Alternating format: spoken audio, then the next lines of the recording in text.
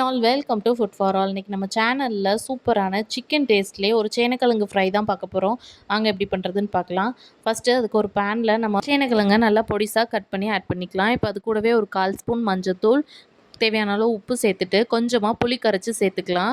புளி கரைச்சி சேர்க்கும்போது அந்த சேனக்கிழங்கு சொனட்டுறதுன்னு சொல்லுவாங்க, அது இருக்காது. கொஞ்சம் நாக்கில் அந்த முள் மாதிரி குத்தும், அது இருக்காது.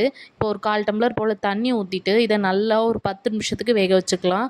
அதாவது 3/4 பதத்துக்கு வெந்திருக்கணும். நம்ம எடுத்து அமுக்கணுன்னா அது கட் ஆகணும், அந்தளவுக்கு வெந்திருந்தால் போதும். இப்போ அதை வடித்து தனியாக வச்சிடலாம். இப்போ ஒரு பேனில் கொஞ்சமாக எண்ணெய் சேர்த்துட்டு, எண்ணெய் சூடானதும் கடுகு தாளிச்சிட்டு நம்ம ஆல்ரெடி வடித்து வச்சுருக்க சேனக்கிழங்க அதில் சேர்த்துக்கலாம். எண்ணெயில் ஒரு முறை அதை லைட்டாக பரட்டிட்டு இதில் மசாலா சேர்த்துடலாம். அன்றைக்கி சிக்கன் 65 மசாலா ஒரு ஸ்பூன், 1 ஸ்பூன் போல் கரம் மசாலா சேர்த்துருக்கேன்.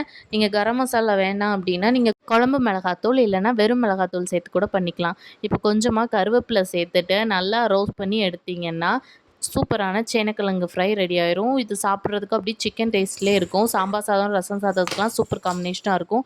எப்படி இருக்குன்னு செஞ்சு பார்த்துட்டு மறக்காம கமெண்ட்ஸில் சொல்லுங்கள். நம்ம சேனலை மறக்காமல் சப்ஸ்கிரைப் பண்ணிக்கோங்க. உங்களை இன்னொரு வீடியோவில் பார்க்குறேன். அது வரைக்கும் பாய்.